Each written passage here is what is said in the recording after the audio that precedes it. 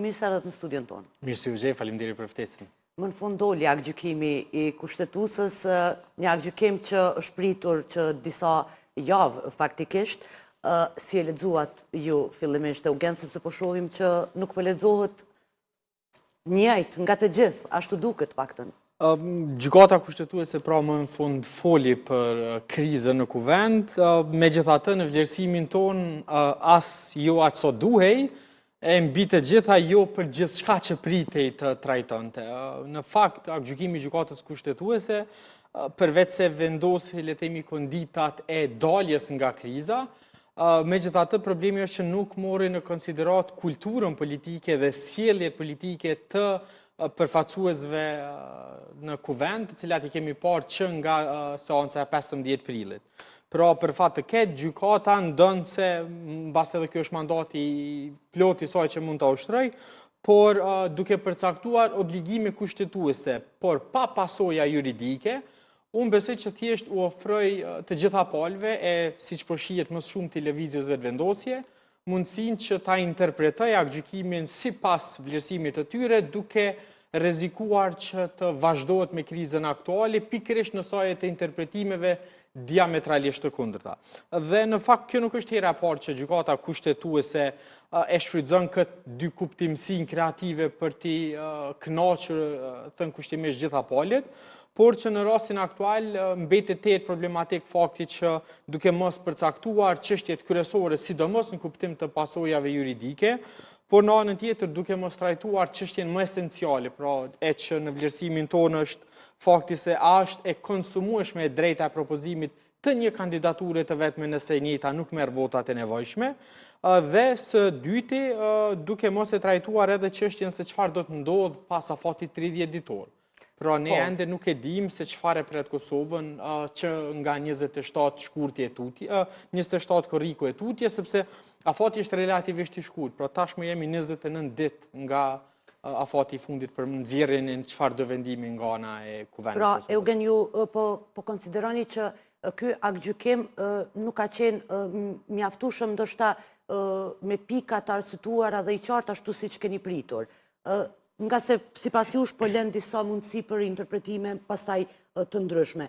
Nëse nisemi nga neni 66 që më shumë të më duket është përmend në këtë aktgjykim me atë sa e kam lexuar, zgjedhja dhe mandati, pra thuhet se Kuvendi i Kosovës zgjidhet për mandat 4 vjeçar duke filluar nga dita e seancës konstituive që mbahet brenda 30 ditësh nga dita e shpalljes zyrtare të rezultateve të zgjedhjeve. Nga ajo që kemi parë në bazë të këtij aktgjykimi, pra Kuvendi i Kosovës është dashur të konstituohet më 15 prill kur është thirrë seanca e parë konstituive nga presidenti Osmani pas certifikimit të rezultatit zgjedhjeve, sepse aktgjykimi thotë kjo seancë nuk nënkupton vetëm mbledhje në seancë, por përfundimin e gjitha pikave. Pra seanca dashur të konstituohet atëherë. Por kanë kaluar disa muaj dhe tani është dhënë një afat 30 ditor bazuar në këtë, apo jo? Në fakt, kjo është ndër pjesët më çuditshme në kuptimin juridik, pra të aktgjykimit në fjalë, sepse në njërin anë bëhet një interpretim tekstual dhe mbi bazën literale pra të fjalëve të cilat janë në kushtetut, dhe këtu merret për analogji verzioni në gjuhën angleze i Kushtetutës së Kosovës, pra gjykata kushtetuese çfarë ka bërë është e ka interpretuar foljen shall nëse nuk kupton a duhet apo mund të, dhe problemi është në fakt interpretimi dhe dhënia e përgjithësisë së versionit në gjuhën angleze bie ndesh me disa praktikat më parshme, kur vetë gjykata kushtetuese kur ka interpretuar Kushtetutën, unë kujtoj ka qenë rasti pikërisht në vitin 2020, interpretimi atij neni 82 se a mund të shpërndahet apo duhet të shpërndahet kuvendi pas mocionit të suksesshëm të mosbesimit, dhe në atë kohë gjykata kushtetuese pati konstatuar se versioni në gjuhën shqipe është versioni autentik, origjinal dhe i njëjti ka e përsi, ndërsa në këtë rast tentoi. Por që ka pasur edhe raste kur thuhet që ky dokument versionin anglisht është autentik nëse nuk pajtohen palët me versionin në gjuhën shqipe dhe gjuhë tjera. Ky në fakt është problemi për shkak se nuk mund të ketë precedent të ndryshëm për çështjen e njëjtë. Pra, ose duhet përcaktohet që tani e tutje gjithmonë versioni në gjuhën angleze ka e përsi në kuptim të normës, apo ai në gjuhën shqipe, ndonëse unë besoj që meqense gjuhë zyrtare në Kosovë është gjuha shqipe dhe jo ajo angleze, besoj që e përsi duhet ketë versionin në gjuhën shqipe. Por për te i kësaj, problemi tjetër në raport me gjykimin, në raport me këtë 30 ditëshin, është që tashmë po përcaktohet një afat i cili nuk është pjesë e kushtetutës. Pra, kushtetuta flet për thirrjen e mbledhjes konstituive. Pra, thirrja e mbledhjes jo me do e mos mund në kuptoj edhe për mbyllje të saj. Për shkak se në këtë drejtim, paradoksi këtu është se nëse presidentja nuk do ta threste për 30 ditë seancën konstituive, për çfarë do arsye qoftë, deputetët këtë mund ta bëjnë vetëm në ditën e 31, për shkak se i bie që presidentja ka këtë afat. Mund ta thirrin vetë, nëse problemi është çka nëse kalon afati 30 ditor nga presidentja e cila nuk e thirr seancën konstituive. Pra, ka zbrastira të cilat e bëjnë të pakuptim këtë afat si të tillë. Ndonë se në vlerësimin tim është progresive dhe pozitive fakti që gjykata ka përcaktuar afat 30 ditor që mbase do të mund të vlente që nga momenti i thirrjes së seancës konstituive. Pra të përcaktuar të afat që brenda 30 dite nga momenti i thirrjes së seancës duhet të konstituohet kuvendi. Derisa tani jo vetëm që nuk vlen afati, sepse ky afat i bie që mbas këtij afati i bie që kuvendi është dashur të konstituohet më së largu më 27 prill të këtij viti, pra gati sot 3 muaj pra nga ky afat. Për këtë arsye unë besoj që do të jetë vështirë që ky nen të nxjisë me të vërtetë deputetët që dalin përtej barikadimeve politike cilat i kemi dhe për pasojë me shumë gjasni do të mblidhemi sërish më 27 apo 28 Por megjithatë Eugen diçka duhet të ndodhë apo jo, sepse nëse shprehimisht është caktuar një afat prej 30 ditësh nga hyrja në fuqi gjykimi që thuhet se hyn me një herë në fuqi nga mbrëm, pra diçka duhet të ndodhë brenda këtyre 30 ditëve. Nëse nuk ndodh, atëherë ai bie që nuk është marrë për bazë ky gjykim, është shkel ky gjykim. Po, vetë se problemi është që shkelja e gjykimit gjykatës kushtetuese për te pasojave morale për deputetët, gjykata nuk ka përcaktuar asnjë pasojë juridike. Pra, në një ran ka thënë që nuk shkohet në zgjedhje për shkak dështimit për ta konstituar kuvendin, në anën tjetër u ka lënë deputetëve në diskrecion që ta votojnë për kundër apo të abstenojnë, që i bie edhe nëse deputetët do të marrin pjesë në votim. Ta zëm edhe me votim të fshetë. Por sërish asnjë kandidat nuk do t'i sigurojë 61 vota, kush e ka shkelur në këtë rast kushtetutën. Dhe cila është pasoja që mund t'u imponohet deputetëve në përgjithësi gjithë 120 Edhe një pikë tjetër, Eugen, që përmendet këtu është gjetja e një konsensusi. Realisht, ku fillon dhe ku mbaron konsensusi? Çka mund të konsiderohet që një parti politike kur mund të konsiderohet në fakt që një parti politike ka bërë konsensus të mjaftueshëm, që me u konsideru pastaj me këtë aktgjykim që është konsensusi mjaftueshëm i një subjekti politik dhe që ka konsiderohet konsensus jo i mjaftueshëm në mënyrë që ky aktgjykim të merret parasysh. Kjo si matët. Sepse deri tani, se po të ndërpres deri tani kemi dëgjuar gjitha partitë politike nga këndvështrimi tyre të kenë deklaruar dhe pa dalë ky aktgjykim se kanë bërë kompromise dhe kanë bërë konsensuse. Vetëvendosja thot për shembull i kam thirrë disa herë në konsultime partitë politike, i kanë quftes për bashkëqeverisje Lidhjes Demokratike të Kosovës, LDK-ja thot se kanë bërë 15 pika për një qeveri kalimtare, pra ku fillon dhe ku mbaron konsensusi? Në interpretimin më të ngushtë të nocionit të konsensusit dhe përpjekjeve për konsensus, unë besoj merren për bazë vetëm veprimet që kanë bënë me konstituimin e kuvendit. Në këtë rast, pjesa e zgjedhjes së qeverisë është ende jashtë afateve kushtetuese, për shkak se nuk ka filluar që të rrjedhë si afat. Por problemi me këtë çështjen e konsensusit është se i ofron mundësi gjitha partive politike që ta interpretojnë çdo veprim të tyre në funksion të konsensusit dhe kompromisit. Tazëm, takimi i nesër i ftuar nga zoti Kurti si kryetari i partisë fituese të zgjedhjeve është në kuadër të përpjekjeve për të arritur konsensusin, po aq sa është përpjekje për të arritur konsensus edhe qëndrimi 2 partive opozitare në këtë rast PDK-s dhe AK-s, që kanë deklaruar se do të votojnë për kandidat përtej atyre që janë pjesë e ekzekutivit. Pra, të dyja palët janë brenda të drejtës së tyre për të konstatuar që janë duke bërë përpjekje, por që realisht nuk është duke bërë asnjëra prej tyre. Po sipas aktgjykimit cila ka më shumë peshë, pra. Në këtë drejtim, çfarë ka bërë aktgjykimi i gjykatës kushtetuese që nuk ka ndodhur ndonjëherë deri më tani është që për herë të parë përcaktohet që e drejta ekskluzive për kandiduar një person për kryetar të kuvendit është e lidhur dhe kushtzuar me sigurimin e votave. Pra gjykata i ka përcaktuar përgjegjësinë më të madhe kushtetuese, lëvizjes vendosjes si fituese relative e zgjedhjeve, që të ndërmarrë gjitha hapat e nevojshëm drejt konsensusit. Në anën tjetër, është interesante të theksohet që gjykata për herë të parë, në mënyrë indirekte, është duke konstatuar që kemi një parti e cila është duke e bllokuar konstituimin e kuvendit. Sepse në çdo kontekst të trajtimit të situatës aktuale, thekson që kuvendi është i bllokuar me përsëritjen e kandidaturës së njëjtë që nuk ka marrë votat e nevojshme.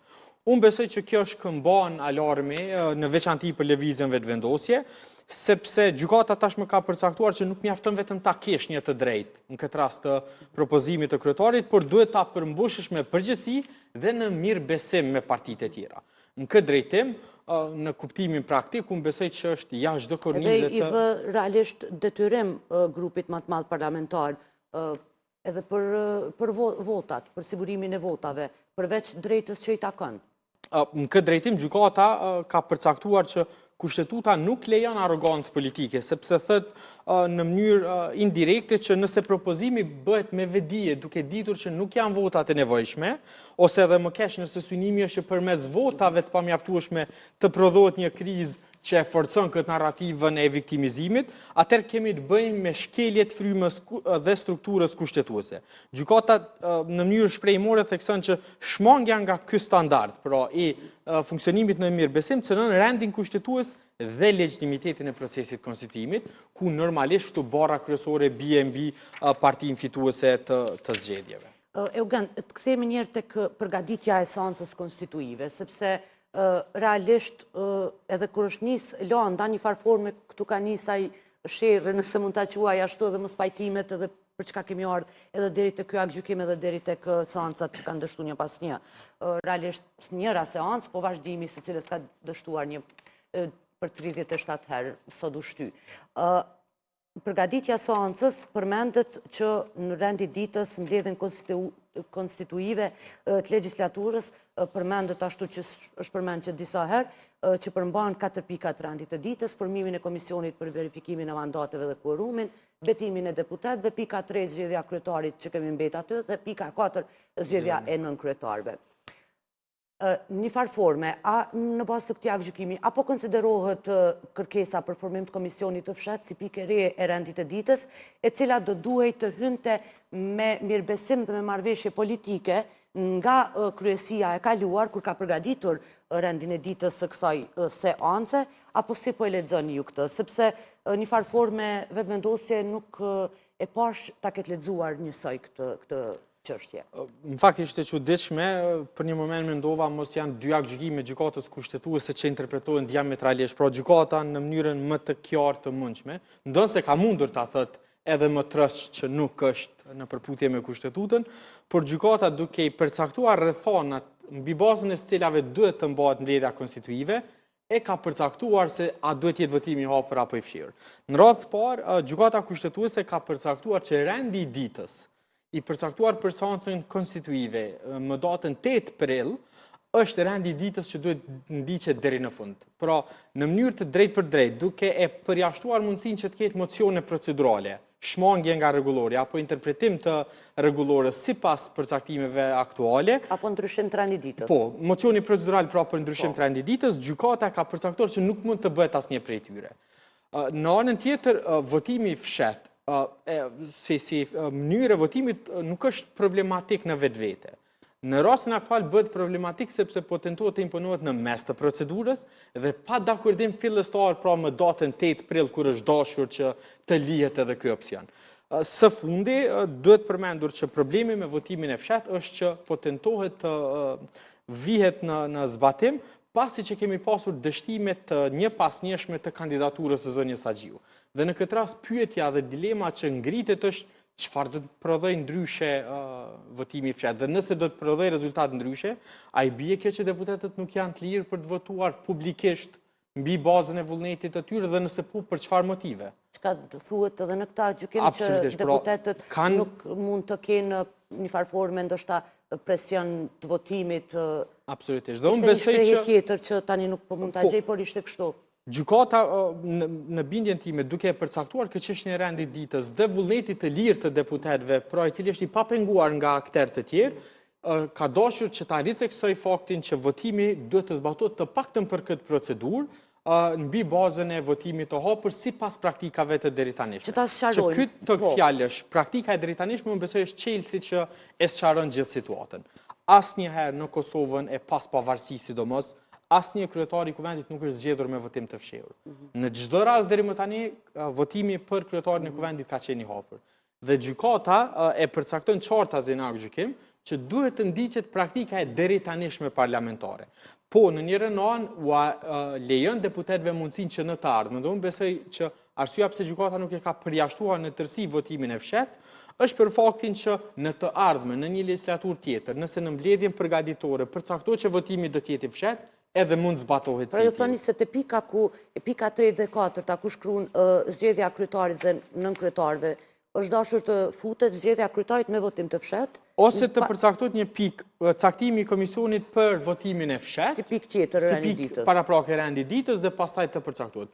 Së treti në këtë drejtim, unë besoj që gjykata në mënyrë indirekte ka konstatuar shkelje edhe me faktin që seancat janë mbyllur pas dështimit të kalimit në votim të fshet. Për shkak se norma, standardi aktualisht është votimi i hapur. Në rast se ka mocion procedural, pra edhe pse nuk do duhet kishte sipas gjykatës, por nëse ka dhe i njëjti dështon, nuk i bie që anulohet procedura në tërësi. Thjesht vazhdohet me procedurën që ka qenë duke u zbatuar deri në atë moment.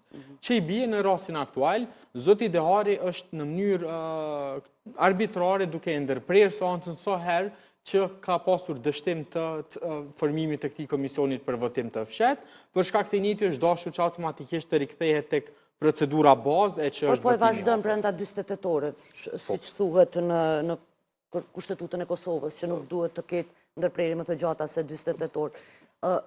Eugen, nëse mundem vetëm edhe një element këtu tek çështja e votimit të fshet. Gjykata për ta përforcuar argumentin që nuk e lejon votimin e fshet dhe këtë ose je duke interpretuar qëllimisht gabimisht, ose je duke tentuar që të krijosh narrativ tjetër, por nëse lexohet objektivisht, fakti që gjykata i përcakton 2 rrethana të vetme, të cilat parashihen në mënyrë taksative me kushtetutë kur zbatohet votimi i fshet, pra zgjedhja e presidentit dhe në raport me antarët, respektivisht kryetarin e gjykatës kushtetuese, tregon se këto janë 2 rrethana të vetme në të cilat mund zbatohet votimi i fshet dhe që parashihet si i tillë.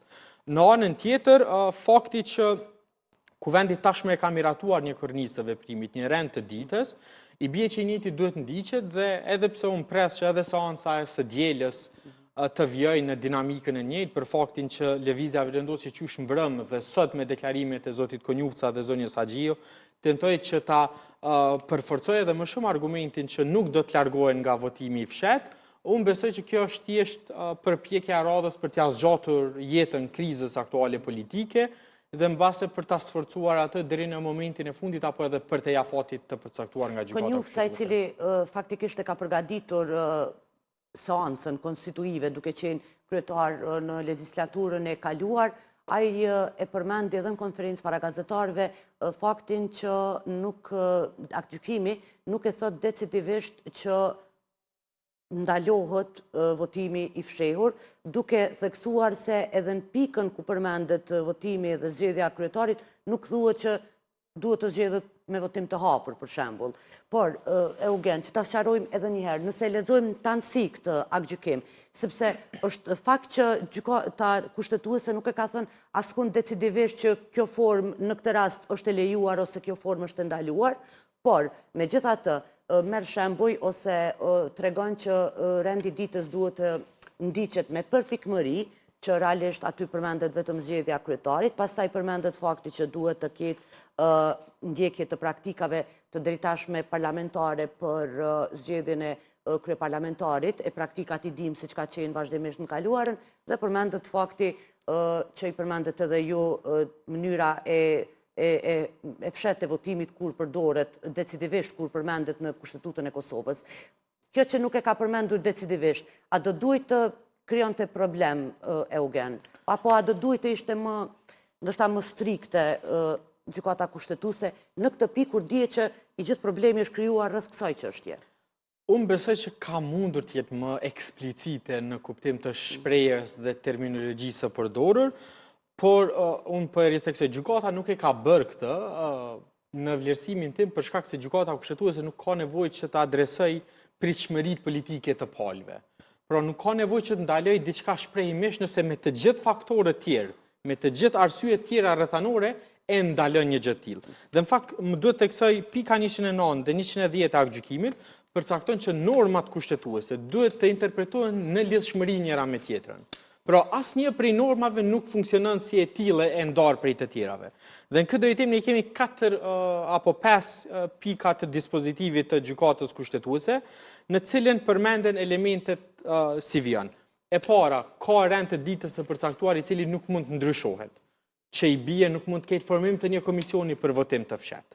Së dyti, janë vetëm 2 rrethana kushtetuese në cilat kuvendi mund të votoj me votim të fshet a priori, që është çështja e zgjedhjes së presidentit dhe anëtarëve gjykatës kushtetuese. Së treti, gjykata kushtetuese ka përcaktuar që votimi i fshet si i tillë, si mekanizëm, mund bëhet vetëm nëse ka dakordim në mbledhjen përgatitore të seancës në fjalë, dhe në fund nuk mund të ketë shmangje procedurale dhe nuk mund të ketë mocion procedural që i bie ndryshim të formës së votimit në mes të seancës konstituive. Sepse është seancë e karakterit të veçantë krahasuar me tjerat. Do të kërkoj nga regjia që ta marrim edhe profesorin Muhamet Kelmendi, por pikërisht Eugen te kjo që po e thoni, nëse ka konsenzus ta zëm, edhe pse i tham gjitha këto bazuar në aktgjykimin e kushtetuesit, po të kishte konsenzus, partitë politike do të pajtoheshin që të vazhdohet me votim të fshehtë, që në këtë rast nuk ekziston konsenzusi, sepse partitë tjera përveç vetëvendosjes nuk pajtohen me këtë, a do të ishte e pranueshme në bazë të këtij aktgjykimi sipas leximit tuaj?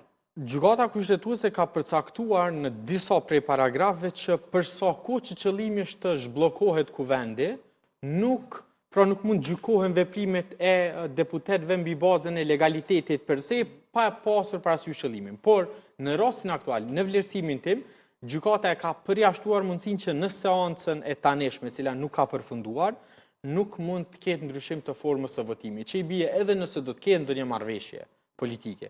E njëjta mund të mbi vendosjet e aktgjykimit, sepse nuk ta zëm nëse gjitha palët pajtohen dhe askush nuk e sfidon në gjykatën kushtetuese. Gjykata kushtetuese nuk e interpreton kushtetutën ex officio, pra sipas detyrës zyrtare. Që i bie do të mund të kalonte si e tillë.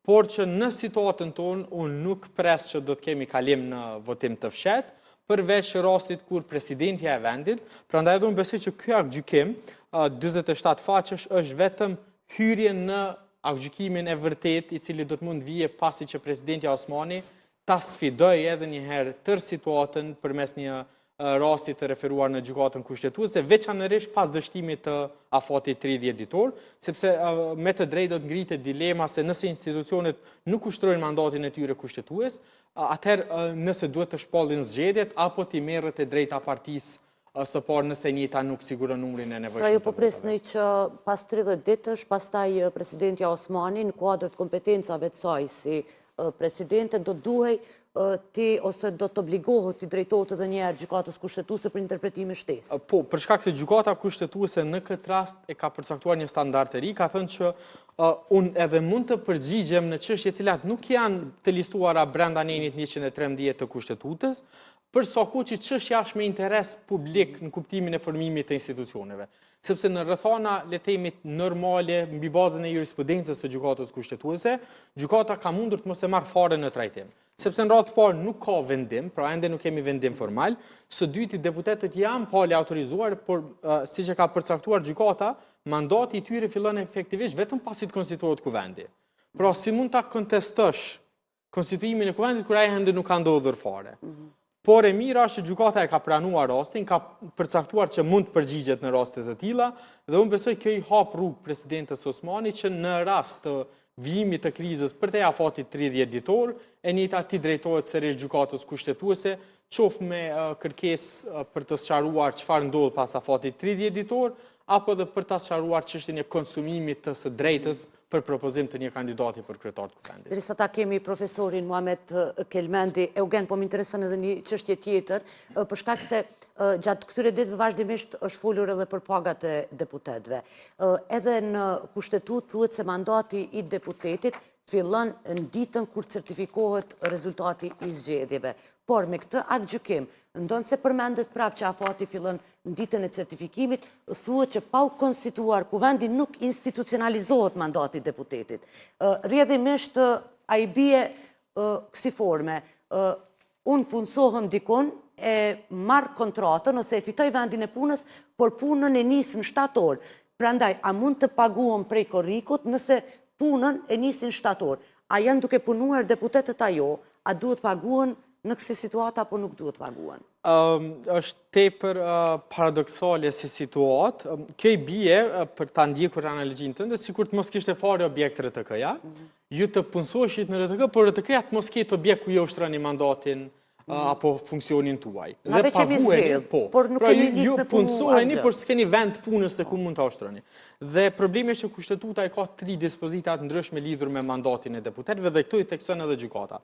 Pra, diku thuhet që mandati i deputetit fillon me certifikim, diku tjetër me dhënje të betimit, sepse ti mund ta fitosh mandatin por nuk e jep betimin dhe nuk është mandati valid, dhe së treti mandati fillon tek pas konstituimit të kuvendit, sepse atëherë mund ta institucionalizosh mandatin tënd si ligjvënës qoftë duke mbikëqyrë qeverinë, miratua ligja apo çka do tjetër. Në rastin tonë tashmë kemi deputetët që kanë marrë 2 dhe do ta marrin pagën e 3 në fillim të javës së ardhshme, paga relativisht të majme që në total shkojnë aktualisht mbi 5.000 euro, totali pagave që do ta marrin, e që në marrë për bazë gjitha seancat e mbajtura deri më tani, që nga momenti i fillimit të seancës, deputetët i kanë më pak se 2 orë të plota pune. Pra do të paguhen 5.000 euro për më pak se 2 orë pune, me seancat që zgjasin 2 minuta, 3 minuta, 4 minuta.